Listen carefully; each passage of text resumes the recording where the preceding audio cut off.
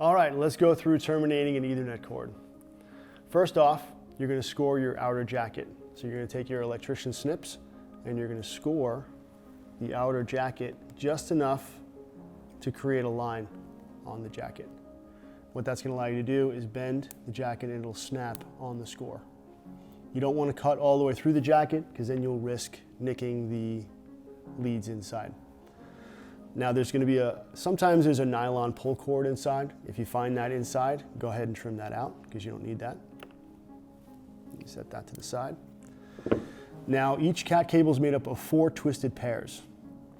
You have an orange pair, a blue pair, a green pair, and then a brown pair. The way I like to line them up is start off with the orange pair to the left, then your blue and green pairs in the middle, and then your brown pair off to the right. What you're going to do now is you're going to untwist each pair and line them up in a certain sequence. So start with the light orange, then the brown, then your blue, and then your green.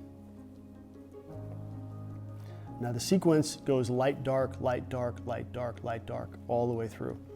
So you're going to start off with your light orange, then your dark orange, then your blue sits in the middle, but it's reversed. Your green straddles the blue, and then your brown sits off to the right.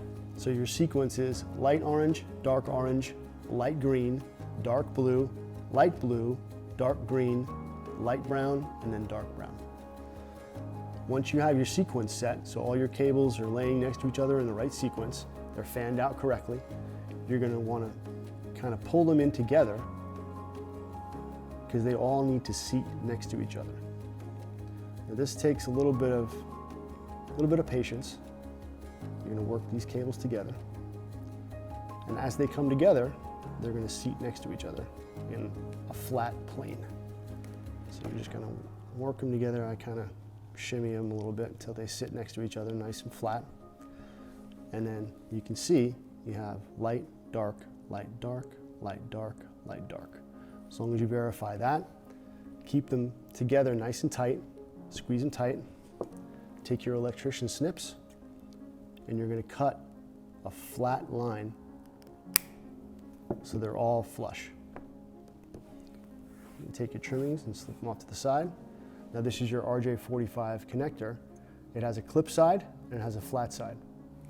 The flat side always wants to face up. You face the clip side down. And that determines how the sequence goes into the modular connector. If you have it reversed, you're going to fail the test. So you always want to make sure that your clip is facing away from you and that the flat side is facing towards you.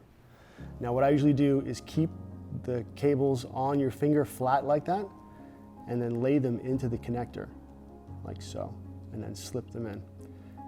You should feel each cable slide into its channel without any resistance. If you feel resistance as you're pushing it into the connector, that means that they haven't gone into the channel correctly. You want to pull it back out and try to reseat it in there. Like I said, they should just slip in nice and easy.